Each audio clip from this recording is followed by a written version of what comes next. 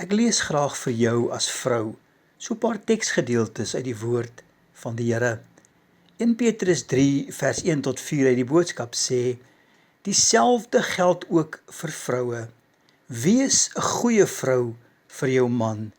Die manier waarop julle in die gesin leef is belangrik. As daar byvoorbeeld 'n man is wat nie na die woord van God wil luister nie, moet die manier waarop jy as vrou leef hom oortuig dat dit waarin jy glo die waarheid is. Jou lewe praat baie harder as jou woorde. Dis eintlik nie eens nodig om baie met jou man oor God te praat as jy leef soos hy wil hê nie.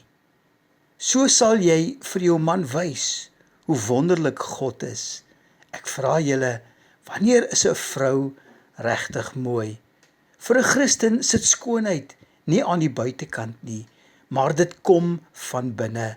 Moenie julle te veel daaroor bekommer of julle klere in die mode is en julle hare pragtig versorg is nie. Mooi juweliersware is ook nie nodig om julle mooi te maak nie.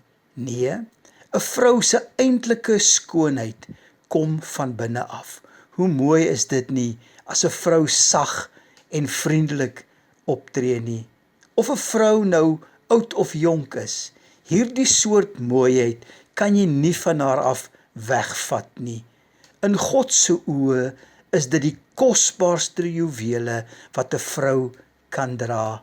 Spreuke 12 vers 4 sê in die boodskap: 'n goeie vrou beteken vir 'n man verskriklik baie.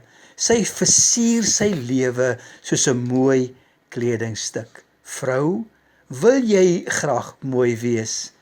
Grimering en mooi klere is nie die antwoord nie. Ja, dit help dalk so 'n bietjie, maar ware mooiheid en skoonheid kom van binne af.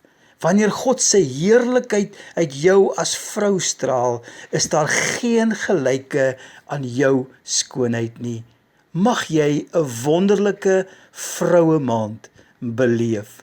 Baie seënwense vir jou.